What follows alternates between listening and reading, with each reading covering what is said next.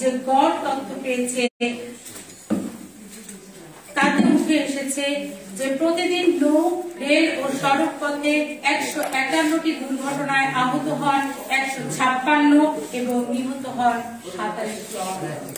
পুরো বছরে নৌ, রেল ও সড়ক পথে দুর্ঘটনা ঘটেছে 55,305 আর ক্ষতি হয়েছে প্রায় 98,000 কোটি টাকা।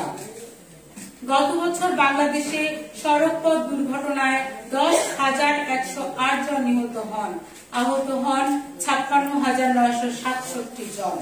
মহান স্রষ্টার কাছে শুকরিয়া আদায় করছি যে আকাশ পথে কোনো দুর্ঘটনা ঘটেনি, যা আমাদের জন্য সুখকর। আমরা আশা করব এভাবেই বাংলাদেশের আকাশ পথ থাকবে দুর্ঘটনা মুক্ত, অবিরাম। আকাশ পথের কথা সুখকর হলেও দুঃখকর কথা হলো এই যে নৌ, রেল ও সড়ক পথ দুর্ঘটনায় আমরা যে স্বজন প্রিয়জনদের হারিয়েছি চলতি বছরে, তাদের জন্য দোয়া, প্রার্থনা ও শ্রদ্ধাঞ্জলির পাশাপাশি সরকার, বীমা ও মালিক শ্রেণীর কাছে সেফগার্ডের পক্ষ থেকে একটি দাবি বরাবরের মতো আজও জানাচ্ছি, আর তা হলো পথ দুর্ঘটনায় আহতদেরকে 3 লক্ষ ও নিহতদের পরিবারকে 10 লক্ষ টাকা করে ক্ষতিপূরণ দিতে হবে, যাতে করে অপূরণীয় এই ক্ষতি কিছুটা হলেও সামলে দিতে পারে স্বজন প্রিয়জন হারানো পরিবারগুলো। একই সাথে ঘুরে দাঁড়াতে পারে আহত ব্যক্তিটি ও তার পরিবার। এবছরের পথ দুর্ঘটনায় নিহত 10,108 জনের মধ্যে আমরা 74 জন চালক, 38 জন চালকের এখানে ছকে দেওয়া আছে, যারা সংখ্যা যোদ্ধা আছেন পরে ছক থেকে আপনারা নিতে পারবেন, আমি ছকটা করছি না। প্রিয় সাংবাদিক ও শুভার্থীবৃন্দ, আমরা পথকে দুর্ঘটনা মুক্ত করার জন্য যে চেষ্টা গত 15 বছর ধরে চালিয়ে যাচ্ছি, ছাত্র যুব জনতা সেই চেষ্টায় সম্পৃক্ত হচ্ছেন নিঃস্বার্থভাবে। আমরা তাদের প্রতি কৃতজ্ঞ চালক, শ্রমিক ও যাত্রী সাধারণের প্রতি, কেননা নির্মম পথ দুর্ঘটনা রোধে তারা সেফগার্ডের সাথে যুক্ত হচ্ছেন, সমর্থন জানাচ্ছেন, সচেতন করছেন সবাইকে, নিজেরাও সচেতনতার সাথে পথ চলছেন। আমরা মেট্রো রেলের সুফল পেতে শুরু করেছি জাতির পিতা বঙ্গবন্ধু শেখ মুজিবুর রহমানের যোগ্য উত্তরসূরি মাননীয় প্রধানমন্ত্রী শেখ হাসিনা তার আন্তরিক প্রচেষ্টায়। তবু বাংলাদেশের সড়ক পথে একের পর এক দুর্ঘটনা ঘটেই চলছে, কেবল যথাযথ প্রশিক্ষণপ্রাপ্ত চালক ও সহযোগী না থাকায়। আকাশ পথে প্রাণহানি ঘটেই চলছে ছাত্র যুব জনতার। আর রাজধানীতে তীব্র গণপরিবহন সংকট, অন্যদিকে ফিটনেসবিহীন ত্রুটিপূর্ণ বাস, টেম্পুর অবাধ চলাচলের কারণেও যাচ্ছে প্রাণ। এমন পরিস্থিতির উত্তরণে সেফগার্ড মাত্র 7টি দাবি নিয়ে এগিয়ে চলছে। 7 দফা হলো: 1. বঙ্গবন্ধু কাপ ফুটবল খেলা শেষে বাড়িতে যাওয়ার পথে মিরসরাইতে নিহত অর্ধশত শিক্ষার্থী স্মরণীয় করে রাখতে 11 জুলাইকে দুর্ঘটনা মুক্ত পথ দিবস ঘোষণা করতে হবে। 2. ফুটপাত দখল মুক্ত করে যাত্রীদের চলাচলের সুবিধা দিতে হবে। 3.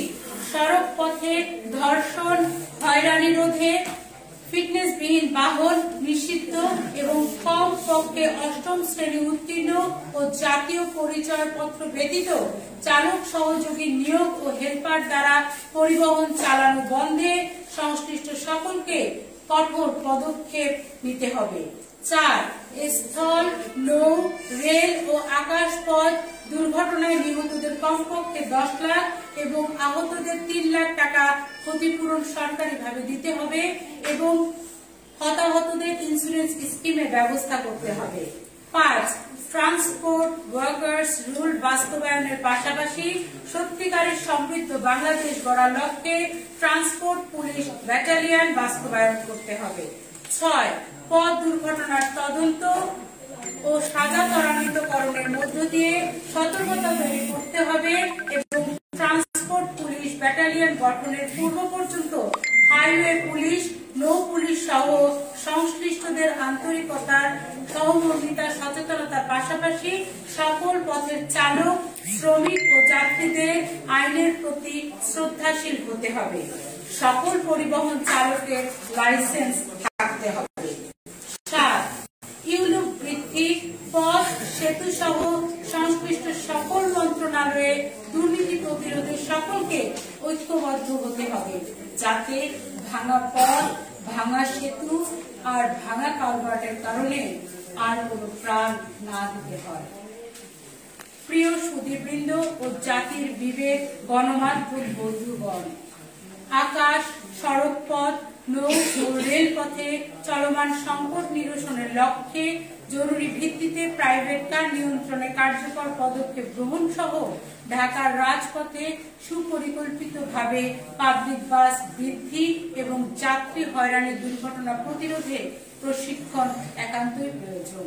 শুধু চালক নয়, আমাদের পথচারী ও যাত্রীদেরও প্রশিক্ষণ প্রয়োজন, যার প্রাথমিক ধাপ প্রাথমিক, মাধ্যমিক ও উচ্চ মাধ্যমিক স্তরের পাঠ্য বইতে পথ চলাচলে করণীয় একটি অধ্যায় রাখা, যেখানে পথ পারাপার কিভাবে করবে তা শিশু বয়সে শিখবে প্রাথমিক অঙ্গনে অধ্যয়নরত শিশু কিশোরগণ। এরপর মাধ্যমিকে কিভাবে বাহনে চড়বে, টিকিট কাটবে বা ভাড়া পরিশোধ করবে তার বর্ণনা থাকবে। অন্যদিকে উচ্চ মাধ্যমিকে বাহন চালানো ও পথ চলার ধারণা নেওয়ার ব্যবস্থা থাকবে।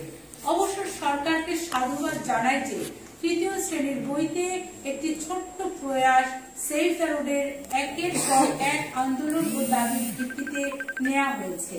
আগামীতে তা বৃহৎ পরিসরে সরকারিভাবে বাংলাদেশের শিক্ষা ব্যবস্থায় যুক্ত হওয়া আমাদের সময়ের দাবি। একই সাথে সকল পথকে স্বাভাবিক, সুন্দর, পরিচ্ছন্ন রাখতে ও স্বচ্ছ করতে সকল পথের সকল বাহনের ভাড়া কমাতে প্রয়োজনীয় পদক্ষেপ নেওয়ার দাবিও ছাত্র যুব জনতার পক্ষ থেকে জানায়।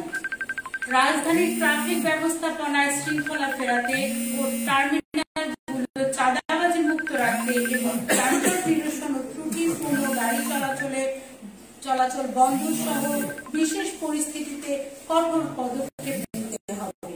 গণপরিবহন সেক্টরে সৎ ব্যবসায়ীদের উৎসাহিত করতে জবরদস্তি, সিন্ডিকেট নিয়ন্ত্রণ মুক্ত, রুট পারমিট সহজীকরণ সহ বিভিন্ন পর্যায়ে হয়রানি ও চাঁদাবাজি বন্ধ করতে হবে। ঢাকা মহানগরীতে টেম্পো বা হিউম্যান হলারের মতো ক্ষুদ্র যানবাহনের চলাচল নিয়ন্ত্রণ, রুট পারমিট প্রথা চালু এবং আরামপ্রদ আসন সংখ্যা ও যৌক্তিক যাত্রী ভাড়া নির্ধারণ করতে হবে। প্রিয় সংবাদ যোদ্ধাগণ, যোগাযোগ মন্ত্রণালয় সংশ্লিষ্টদের প্রতি অনুরোধ জানাবো, বিশ্বের উন্নত দেশগুলোর মতো সারা দেশে সড়ক পথে স্কুল শিক্ষার্থীদের জন্য শিক্ষা সার্ভিস কার্যকরভাবে চালুর উদ্যোগ নিন। সেক্ষেত্রে নৌপথে নৌবাসও চালু করার আহ্বান জানাচ্ছি সেভ দ্য রোডের পক্ষ থেকে। সড়ক পথে দুর্ঘটনা কমাতে সরকার, পরিবহন মালিক ও বেসরকারি সংস্থা সমূহের যৌথ উদ্যোগে চালক সহ পরিবহন শ্রমিকদের সচেতনতামূলক প্রশিক্ষণ প্রদানের ব্যবস্থাকে কার্যকর করার অনুরোধ জানাচ্ছি, যাতে করে পথ হয় লক্ষ্যে পৌঁছার, নিহত বা আহত হওয়ার মাধ্যম নয়। আমাদের সুপারিশ, চালক, সুপারভাইজার, কন্ডাক্টর, ন্যূনতম 8ম শ্রেণী উত্তীর্ণ ও হেল্পার সহ সকল পর্যায়ের পরিবহন কর্মীদের জাতীয় পরিচয়পত্র, লাইসেন্স, মালিক কর্তৃক নিয়োগপত্র প্রদান, কর্মঘণ্টা নির্ধারণ, উৎসব বোনাস ও ওভারটাইম ভাতা বাধ্যতামূলক করতে হবে। বেপরোয়া দুর্ঘটনা প্রতিরোধে সড়কপথ, মহাসড়কপথ ও আঞ্চলিক সড়কপথগুলো ডাবল লেন ও 4 লেনে উন্নীতকরণ সহ নিয়মিত সংস্কার, ঝুঁকিপূর্ণ বাসগুলো চিহ্নিতকরণ এবং সতর্কীকরণ নোটিশ জারির সাথে ফুটপাতকে দখল মুক্ত করতে হবে। সকল পথে সকল বাহনে যাত্রী বিমা এবং যাত্রী ও পণ্যবাহী সকল গাড়িতে চালক, কন্ডাক্টর ও হেল্পারের জীবন বীমা চালু করতে হবে। সর্বশেষে সেভ দ্য রোডের পক্ষ থেকে বলতে চাই, বিচারের সংস্কৃতির মধ্য দিয়ে দুর্ঘটনা মুক্ত পথ চাই। এই পথকে শান্তি ও সমৃদ্ধির করে গড়ে তুলতে একের পর এক ফ্লাইওভার বা ব্রিজ, কালভার্ট নির্মাণ নয়, রাস্তা প্রশস্ত ও ফুটপাত দখলমুক্ত করে পথচারীদের চলাচল উপযুক্ত করার দাবি জানাচ্ছি বরাবরের মতো। উন্নত বিশ্বের সাথে তাল মিলিয়ে এগিয়ে চলা বাংলাদেশের সাইকেল লেন সহ বাহন অনুযায়ী আলাদা আলাদা লেন নির্মাণের দাবিও সেভ দ্য রোডের পক্ষ থেকে জানাচ্ছি। দুর্ঘটনা মুক্ত পথের লক্ষ্যে আজকের এই বাৎসরিক প্রতিবেদন পাঠ বিষয়ক সংবাদ সম্মেলনের পক্ষ থেকে আপনাদের সকলের প্রতি কৃতজ্ঞতা, ভালোবাসা এবং শ্রদ্ধা। এই শীতের সকালে যারা এসেছেন সেভ দ্য রোডের ডাকে সবার প্রতি আন্তরিকভাবে ভালোবাসা, সংবাদ যোদ্ধাদের জানাই আন্তরিকভাবে কৃতজ্ঞতা। বিজয় হোক বাংলাদেশের, বিজয় হোক দেশের মানুষের।